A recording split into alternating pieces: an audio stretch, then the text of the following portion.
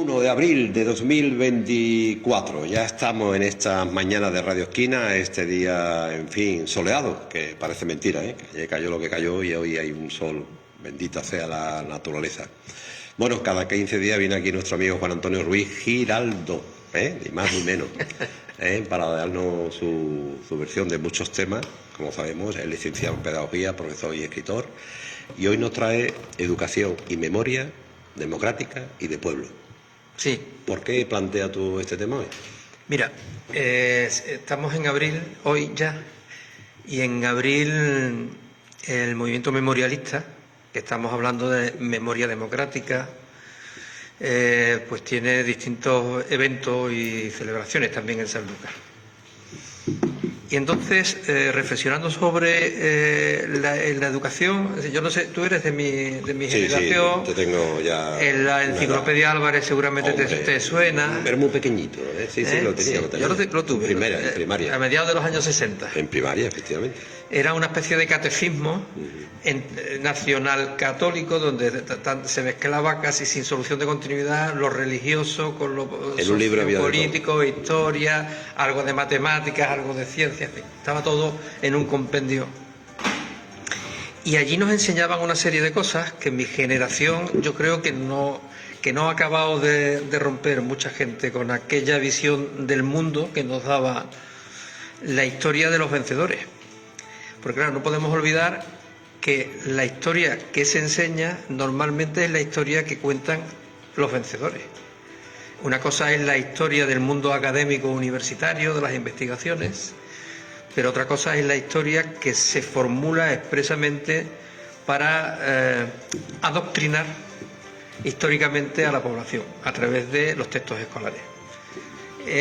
Yo estoy un poquito descontextualizado de qué dicen los textos escolares hoy, pero estoy intentando revisar a través de internet y evidentemente no es lo que nos contaban en la época en que estudiábamos. Oye, pero éramos muy reverdes, es curioso. ¿Era qué? Pero salíamos todos reverdes. Nos planteamos la cuestión. Bueno, todos el no. Sistema. Una parte de nosotros sí. Por lo menos nuestro entorno, yo conozco que todos éramos un poquillo, ¿no? Claro, porque nos damos cuenta de la situación. Nos dimos cuenta que nos estaban contando una historia que no era la nuestra. Y planteamos batalla, ¿no? Claro. Pero hoy día no. Pero que pronto ha pasado, ¿no? Rápido. Vamos a ver. Es decir, en mi generación, con 15 años muere el dictador. Con 15 años míos. Así es. Con 17, con 16, con 15 años todavía yo era casi un niño del régimen. Es decir, mis convicciones venían de lo que el régimen había querido que tuviera. A pesar de que mi padre era un obrero de la construcción naval, que estaba afiliado a los sindicatos, pero el hueco, el pozo de terror y de temor que había creado los primeros momentos del golpe, la guerra, la represión, en la generación de mis padres, era tan hondo que no nos contaron la realidad que ellos mismos de niños y sus padres vivieron, sino que estábamos más afectados, por lo menos cuento por mí, ¿no? Y por la gente que yo conocía en mi entorno. Estábamos más afectados por la historia que nos había contado el régimen a través de su sistema escolar. De ahí viene el tema de memoria y educación y memoria. Yo descubrí muy tarde, un poco tiempo antes de que mi padre muriese, y murió hace un par de años, que él vivía todavía con terror el recuerdo de los fusilamientos en las tapias del cementerio que le pillaban como a kilómetro y medio, así de donde él vivía, en las noches calurosas del verano del 36, fusilamientos continuos en el pueblo, en un pueblo de unos 15.000 habitantes entonces, fueron asesinados más de 200 personas. En el pueblo de al lado habían asesinado más de 400. Y el terror causado por aquello, porque aquello fue una estrategia de terror. Aquí con los Leones de Rota, creo que se denominaba el grupo, la columna asesina, que mezcla de falangistas, legionarios, algunos de los que decían los moros que venían de África, los regulares, y la gente al servicio de la élite que promovió el golpe, se fueron pueblo a pueblo asesinando a toda la élite sindical, a todo lo que se había significado de algún modo con la República, es decir, a todos los demócratas pasaron por las armas. Eso casi se olvidó. Es decir, Andalucía tiene aproximadamente, en las estimaciones que hay, son 45.000 personas asesinadas en cunetas, que poco a poco algunas han ido saliendo. Eso en el resto del Estado español son unas 150.000. Después de Camboya es el país del planeta Tierra, no conozco otro donde haya humanos, donde más personas asesinadas ha habido en una cuestión política, y que todavía están, la mayor parte de ellos, sin identificar. Los de un bando, hablamos de los bandos, ¿no? Pero es que el bando que está sin identificar no era el bando que defendía la legalidad democrática. Es verdad que hubo una fractura en la población. Sin ir más lejos, por ejemplo, mi madre pertenecía a una familia pequeños campesinos que andaban muy cercanos a algunos de los terratenientes porque les alquilaban, eran arrendatarios. Mi abuela era muy, muy religiosa, entonces tenía un pensamiento muy conservador, y ellos se sentían cercanos a los golpistas, a los que se alzaron contra el régimen democrático. Y la familia de mi padre eran obreros ferroviarios, sindicados, que se habían formado en escuelas de adultos de los sindicatos, y estuvieron a punto de caer varios. De hecho, uno de ellos murió.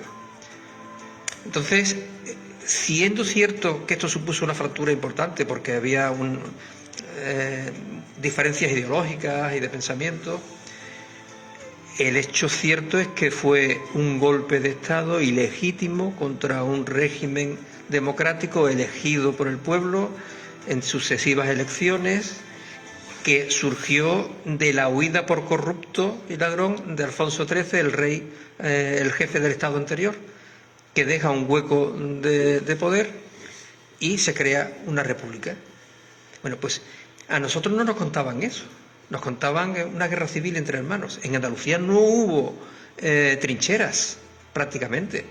Andalucía Occidental, Cádiz, Sevilla, Huelva y Extremadura, ahí se asesinaron a la gente sin juicio, sin razón y sin trincheras. Es decir, no fue un enfrentamiento bélico, el enfrentamiento bélico ocurrió en otras zonas.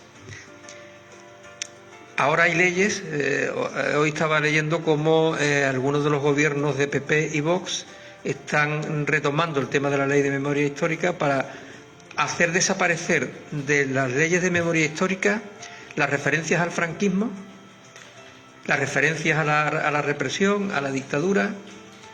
Bueno, pues nuestro sistema educativo no puede obviar esa parte de nuestra historia.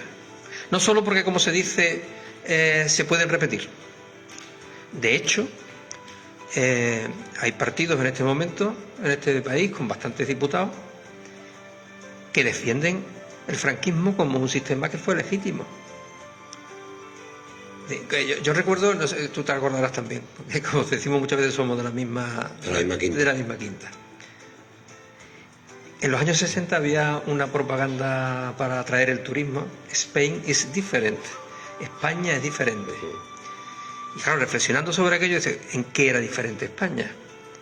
Pues que no se podían hacer huelgas, que los sindicatos de trabajadores estaban prohibidos, que la mujer para poder trabajar o para poder abrir una cuenta en un banco tenía que tener el permiso de su padre o de su marido. Sí. Un sistema absolutamente patriarcal y machista. Y así podíamos, un país donde se fueron varios millones de personas porque no tenían de qué comer, y tuvieron que ir fundamentalmente al resto de Europa.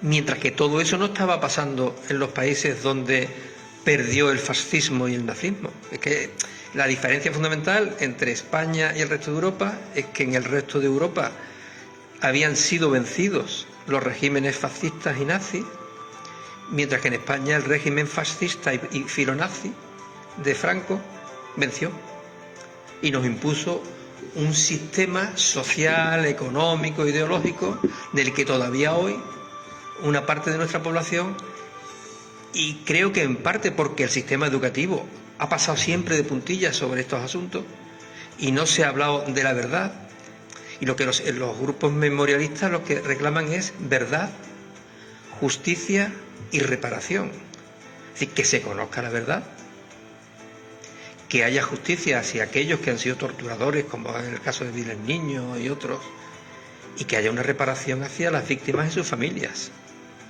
Es como si ahora los que reivindican reformular la ley de memoria reconociendo que el franquismo prácticamente era un régimen legítimo, como ha pasado ahora en Castilla-La Mancha, o va a pasar en todas las comunidades donde PP necesita a Vox, porque está en una imposición de Vox y PP la asume.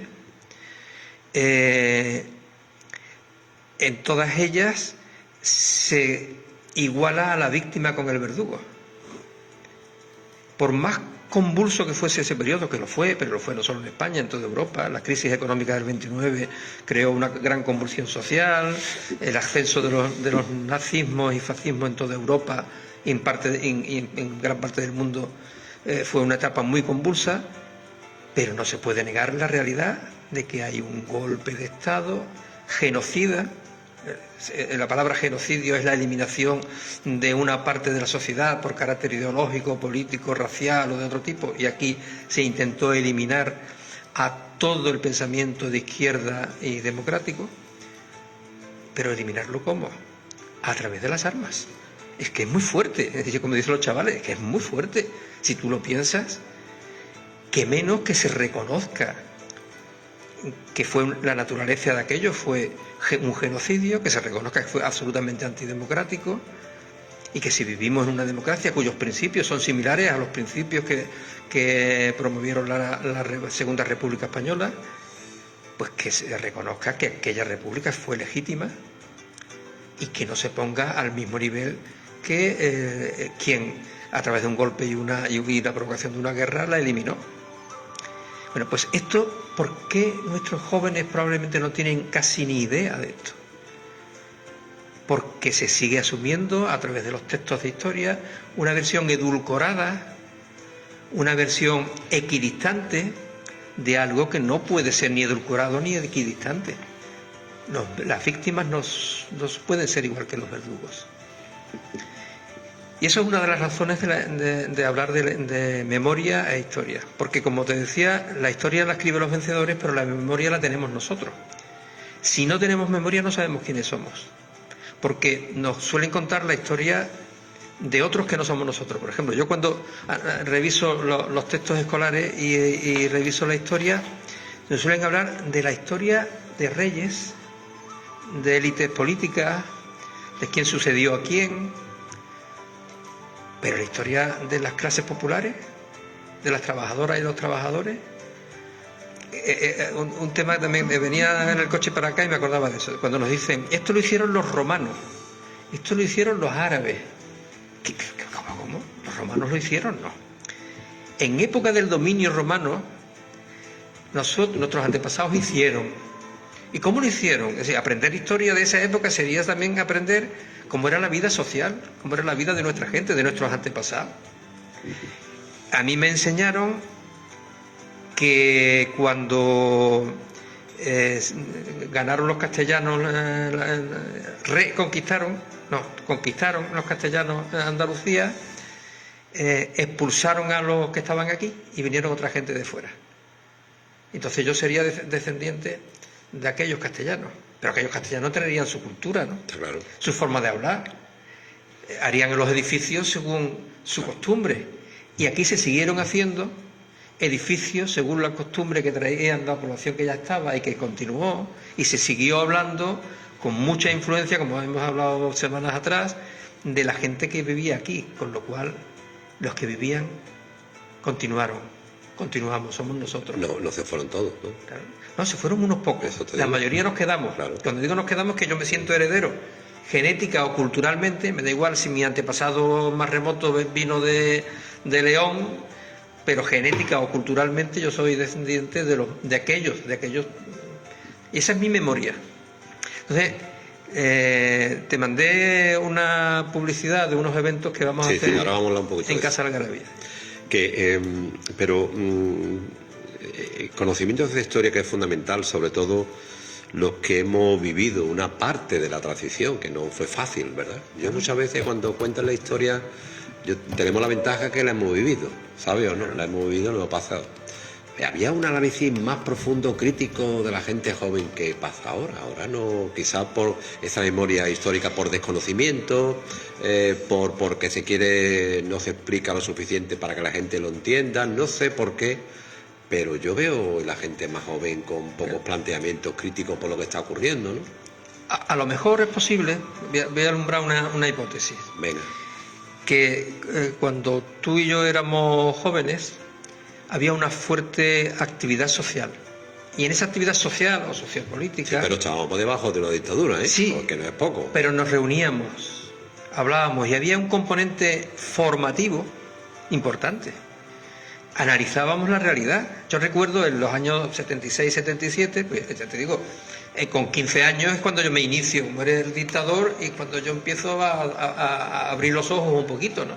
Con 16, con 17 me organizo en una organización juvenil católica, como ya he dicho anteriormente, y ahí empezamos a aprender cómo se analiza la realidad, desde la perspectiva moral y ética de la justicia, de la solidaridad, cómo debería ser el mundo, y empezamos a analizar la realidad desde esos parámetros, desde un análisis de cómo es esta realidad y de cómo tendría que ser. Y ahí nos involucramos en intentar transformar la realidad. ¿Qué ámbitos tienen hoy nuestros jóvenes para hacer eso? Es decir, la educación, aparte de la escolar, no solo la que se hace en la escuela. Educación significa aprender intencionalmente. Nosotros estamos aprendiendo continuamente. Los retos que nos plantean en la realidad nos obligan a modificar nuestro comportamiento y aprender. Por necesidad, claro. Pero la educación es el aprendizaje provocado intencionalmente. Lo hace la escuela, pero lo tiene que hacer la sociedad civil también, ¿no? Es decir, los partidos o los sindicatos o las asociaciones del tipo que sean no deberían de tener a su interior procesos de análisis, debate, formación. Y eso es lo que yo creo que se echa de menos hoy. Que cuando yo era joven, en la asociación de vecinos, en el club juvenil, en cualquier sitio, estábamos continuamente analizando la realidad, llegando a acuerdos de qué cosas eran las que había que cambiar e implicándonos en cambiarlas. Y hoy la pantalla o las diversas pantallas nos tienen imbuidos en mensajes que nos dicen cómo es la realidad o cómo tenemos que comportarnos hacia ella, pero no somos nosotros partícipes activos. Los que hacemos el análisis correspondiente. Claro. Y uno de los elementos fundamentales del aprendizaje es el contrastar opiniones, el escuchar lo que dice otro, el modificar mi opinión porque lo que ha dicho el otro ha podido convencerme o darme cuenta del error que tengo en mi planteamiento. Ese es el debate democrático, es un elemento clave en la formación de las personas y de la personalidad. Por eso, cuando tú te echas de menos en que nuestra juventud hoy no tiene esa capacidad de reacción ante la realidad que tiene, yo creo que en parte es importante eso. Yo el otro día en Facebook hice un comentario ante la imagen del Cristo de Málaga, de Mena, creo que se llama, llevado por los legionarios. Hice un comentario, digo, esto es absolutamente inconstitucional.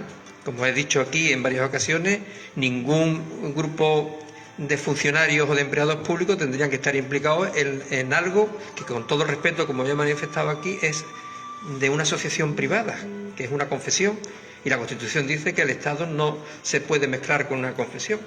Bueno, pues una persona de aquí, de Sanlúcar, me contesta... Te dieron palo por todas partes. Gilipoller, no me atreví a decir porque es muy fina por lo visto, a decir gilipollas, que es una palabra corriente entre nosotros, ¿no? Y veo, Dios mío, está diciendo que han provocado la lluvia en Semana Santa, las estelas de los aviones han provocado la lluvia en esta Semana Santa. Digo, bueno, ¿qué formación y qué educación tiene este personal? Ahí vamos, amigo. Para creerse toda la conspiranoia que desde el pensamiento de trampistas y demás les influyen, ¿no? Así es. Bueno, en ese debate quiero entender que Casa Algarabía Sí. que es tu casa. Casa Algarabía no solo es mi casa, sino además es una asociación sociocultural. Algarabía se puede entender como tumulto, jaleo, que no me deja hablar, esto es una algarabía. Bueno, en el diccionario viene a decir que la algarabía es un hablar tumultuoso, jolgorio, ¿no? Tiene más bien una visión positiva en ese sentido. Sí. Pero tiene otro origen, que creo que un día lo comenté, pero lo repito sin problema. Cuando los castellanos llegan al Valle del Guadalquivir, se encuentran que hay un hablar que no entienden bien. Recuerda que hablamos de el romance andalusí mezclado con el árabe, toda esta historia. Entonces, ese hablar bullicioso que no entienden bien, alguien le dice Algarabía. Es decir, es el árabe que se habla en Occidente. Algar, Occidente, Arabía, la lengua árabe. Y nosotros quisimos ponerle a la casa y a la asociación el nombre de Algarabía, que es la palabra en castellano, de origen andalusí, porque queremos que sea un lugar de encuentro y un lugar de memoria del pueblo andaluz. Entonces, aquí hablé de un día de la lengua y ahora por... el día 13, ¿qué tiene? El día 13... a las 7 de la tarde. Sí, hay dos iniciativas. Comenté la de Andalugeeks, que es una página web que promueve la escritura del andaluz, y hay una escuela de escritura del andaluz que ambos han hecho un libro sobre cómo poder escribir con la norma que se ha elaborado, el EPA, el estándar para el andaluz, y nos propusieron, buscaban un lugar, digo, encantados, y entonces ellos van a presentar el libro y a presentarnos cómo ellos han diseñado en la escuela para el andaluz, cómo y por qué. Y el por qué yo lo resumo muy rápidamente. Venga. Ya dije aquí que otros pueblos del Estado español tuvieron la suerte histórica de estandarizar su lengua, y hoy es una lengua reconocida como legítima. La nuestra es un mal hablar el castellano para muchos, como ya he comentado aquí, y el hacer el ejercicio de escribir en andaluz no pretende que se vaya a hacer una academia, que ahora sea obligatorio escribir en andaluz, pero que se reconozca que nuestra forma de hablar es peculiar y es posible incluso comunicarse por escrito. Aprende a escribir en andaluz. La presentación del libro pone Dela y andalugués. Andalugués. Que tiendo a decirlo un poco en inglés. Andalugués. En la Casa de Algarabía, el 13 de abril a las 7 de la tarde, en la calle Fariña 44. Está abierto a todo el mundo. Sí, abierto hasta completar aforo. El aforo más o menos. El patio tiene unas 40 personas. Está bien. Ya está, nos hemos entrenado. Ya está adaptado. Hemos hecho algunos eventos ya en el pasado y 40 personas sentadas cómodamente. Bueno, aunque hablaremos en la próxima, que nos da tiempo, el día 20 también tiene otro evento. Sí, es que estamos haciendo una programación para todo lo que queda de primavera hasta el verano. El día 20 estamos muy contentos de contar con Emilio González Ferrín. Emilio González Ferrín no solo es un profesor universitario experto en al-Ándalus, experto en el Islam y en la huella del Islam en nuestra cultura y nuestra historia, además es novelista, tiene varias novelas en ese sentido, es un tipo muy especial.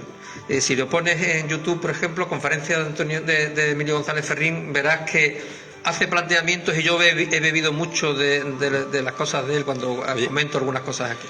Denomina andaluz descolonizar la historia de Andalucía. Al andaluz descolonizar la historia de Andalucía. Pero luego viene la postilla que me ha dado atención. ¿Por qué siempre ha sufrido Andalucía la invasión de los 8 apellidos asturianos? Eso lo tiene que explicar él, porque se me propuso el título, pero viene a ser que esa colonización significa que no existe lo nuestro, sino que nosotros somos los descendientes de aquellos asturianos que se supone que desde Pelayo, que no se sabe si existió, y la batalla de Covadonga, que se sabe que no existió históricamente, pues desde entonces nos han impuesto un relato de nuestra historia que, como decía antes, no nos han contado nuestra historia, nos han contado la historia de otros. Yeah.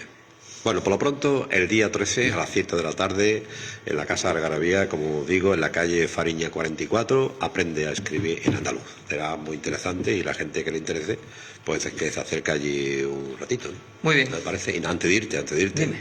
He visto que he aprovechado que estaba aquí la alcaldesa para plantearle algo sobre... Claro, es que cuando tú le has preguntado por su agenda, que tiene una agenda muy cargada acerca de reuniones con distintas asociaciones, con personas que vienen a plantear un proyecto, me queda un poco así porque ella sabe que llevamos requiriendo una reunión con en principio era con los alcaldes de la comarca, a través del concejal, teniente de alcalde de Chipiona, Pepe Mellado, que es de Izquierda Unida. Ellos acordaron que él gestionaría la agenda del grupo de alcaldes de la comarca para tener una reunión con la plataforma. Esa reunión no se ha dado, pero no solo eso, sino es que yo he llamado personalmente a este hombre, le he mandado mensajes y no me responde. Y entonces, bueno, pues aprovecho la ocasión. Bueno, me he dicho que la llame, me ha dado el teléfono para intentar tener una reunión. Este es el milagro de la radio, amigo. Es muy importante. Yo quería comentar antes la importancia que tiene el papel de este medio y en principio de todos los medios, pero este medio en particular en Sanlúcar, porque si no, ¿qué información tendríamos de lo que hace nuestro ayuntamiento? Nada. Ni muchas cosas que pasan en Sanlúcar. Es tremendo, ¿no? Por ejemplo, tu evento tan interesante. ¿Te das cuenta, no? Sí. Lo importante es que estamos carencias de medios, sea este u otro. Claro, es lo que yo veo alguna vez alguna televisión local, pero no habla de la ciudad como proyecto de ciudad, no tienen las voces críticas ante lo que ocurre en la ciudad. No, volviendo a nuestro planteamiento, la voz es distinta a lo que cada uno piensa, que es lo interesante, ¿no? Claro. Que habrá gente que no esté de acuerdo contigo con lo que tú dices, hombre, claro, pero lo dice educadamente, con argumentos y con tus ideas y con tu planteamiento, y esta es la grandeza del debate. Y abierto a que si alguien quiere debatir, esto es estupendo, aquí estamos. Magnífico. Muy bien, pues hasta dentro de 15 días, amigo. Muy bien, que tengáis una buena semana. Cuídate de mucho. Sol, de por sol. fin, ¿no? Venga, hasta luego. Venga, adiós. Con Juan Antonio hacemos una pequeña pausa y enseguida volvemos. Nada, 2 o 3 minutos.